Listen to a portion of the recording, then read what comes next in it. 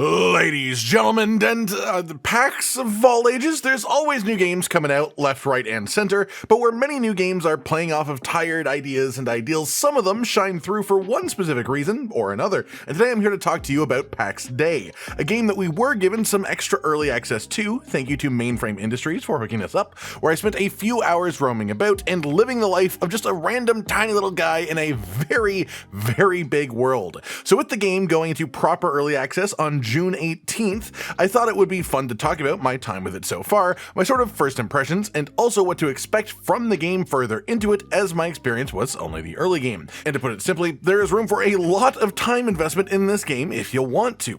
From the start, I loaded into the game and I was just placed into a world on the side of the road. In front of me looked like an open field, but immediately I look one direction and ooh, a player house. That looks relatively quaint. I look the other direction and oh, what the hell is that? Another player house, but that one has way more detail. That's great. I start gathering sticks and rocks while still mostly honestly just running around looking at other people's buildings, and I realize a mere 100 meters or so from my spawn location, just off of the side of a cliff, is an actual like full-on genuine sprawling medieval village, and the best part is that it is fully and completely player made. That's what blew my mind. Obviously this has been done before in different ways in different games. Things like Minecraft have let you build crazy structures for years, and in groups as well. But there's something different about it in Pax Dei because as a player you get 2 plots of land to build on each, of which are basically just 2 relatively small circles per person.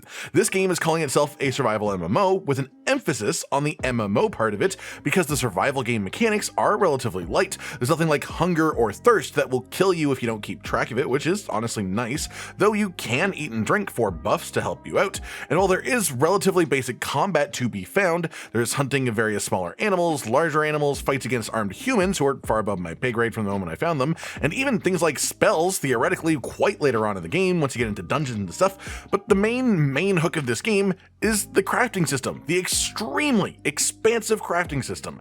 It's just absolutely immense, and part of it is the communal nature of it.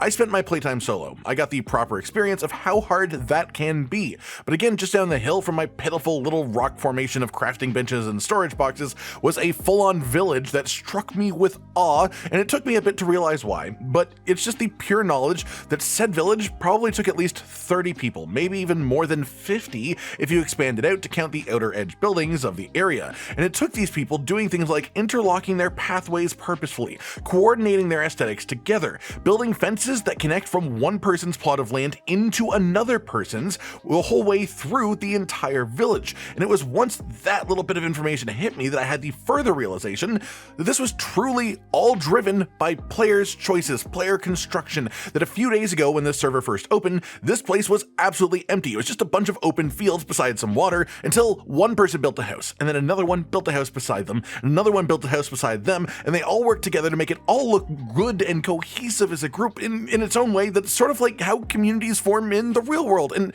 maybe I'm getting a little bit too corny here, but there's just something about the idea of an open world sandbox type crafting type game focused on it to this degree where you can full on build cities over time, where the developers essentially have just given us open terrain and said, you do it, you have full control. And the part that I adore is that you couldn't possibly do all of these things as one person. You have to do it as a group. That's what makes this game special. It requires teamwork to actually create things that are this cool from a distance, and in itself that makes it even cooler. Moving on from that then, let's talk about the actual moment-to-moment gameplay that I experienced, because my main complaint that I have for the game in its current state is that it feels absolutely slow as molasses. You start off with the ability to craft only the most basic of things like a construction hammer, a pointy stick, and as you pick up new materials in the world, you unlock new recipes. These recipes sometimes include new crafting stations that you can make, which then unlock more new recipes, including more new items that you could make that could unlock even more recipes,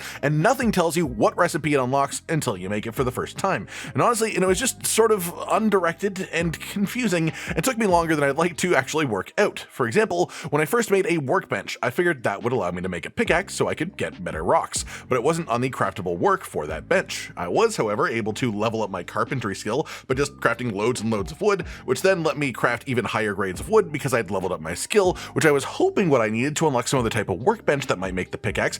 But then I made an anvil, which didn't help at all and was totally out of the correct order because I needed iron to be able to use the anvil. And then after after literally just loads of cutting down trees and turning them into various kinds of refined wood to see if it would help me at all, I made myself a short wooden stick, and that unlocked pickaxe as simple as that. That was lovely. It let me start working towards my next steps of upgrade until I hit the clay wall. The fact that I needed an unbelievable amount of clay as a resource. One thing about this game is because it is both a survival game and an MMO, resources in the world are both shared with other players, meaning someone else can easily grab things before you, and they respawn on a far from immediate timer. Meaning if you're in a situation like, oh, you just want to have a large amount of clay, the thing is, a lot of other people are probably in the same place. So your best bet is to just go on a long walk in one direction until you happen to find some, and then keep walking until you find more.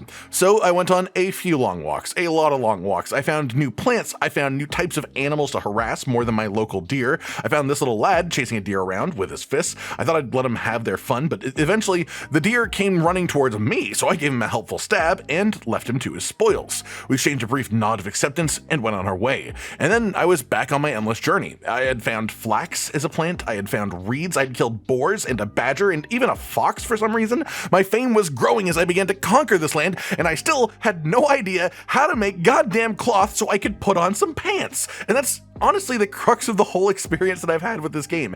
It is slow. It is incredibly slow. It wants you to walk everywhere. It wants you to explore and find these different materials that are nowhere close to your starting position because not every place has everything, just like the real world. Then it wants you to find these things so that you can start to unlock recipes to continue making even more things, and it all just sort of spirals out. It wants you to have a basic axe and pickaxe for hours on end. That's the intention. It wants you to sit around in your underwear for literally hours after starting the game because it's also an MMO. It's a survival game, but also an MMO. And where it shows that the most is the pure level of grind that is required to accomplish pretty much anything in the game.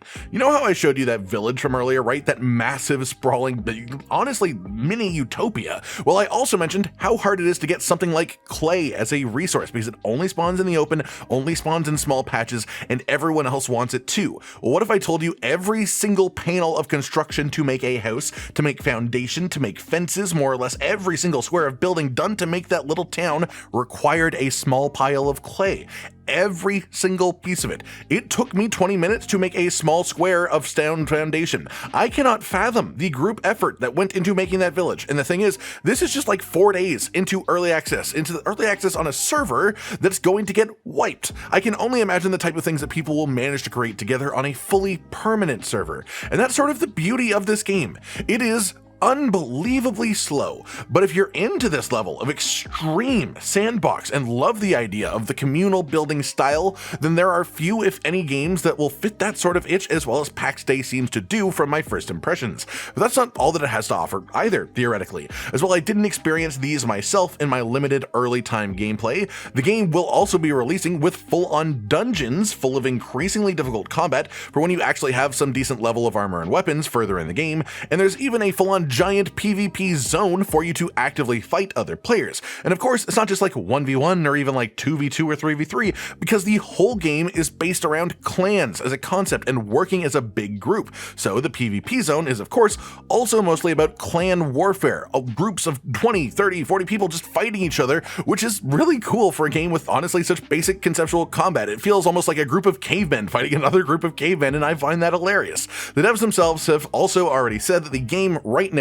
is not yet complete as far as the features that are in it. There's a lot more that they plan to add. It is going into early access, properly early access, not just sort of using that as a name, and it is in what is essentially an alpha game state. Lots of work still to be done, but if this is your type of thing, then you don't need to wait any longer than June 18th to stick your own face in it too.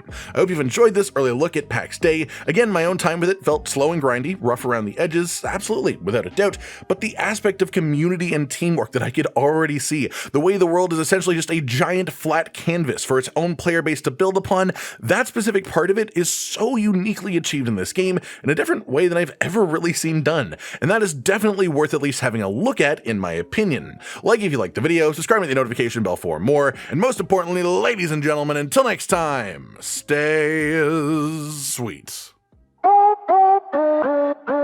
Josh, Cotton, and Hollow with the videos, dropping the humor like a hammer on your tippy toes, bringing entertainment on a daily arrangement to take our insanity and turn it into entertainment. Yes, I said entertainment twice, to reiterate that it is nice to look into your faces on a mostly daily basis when you let us in your homes to make the whole world a stage. Goodbye.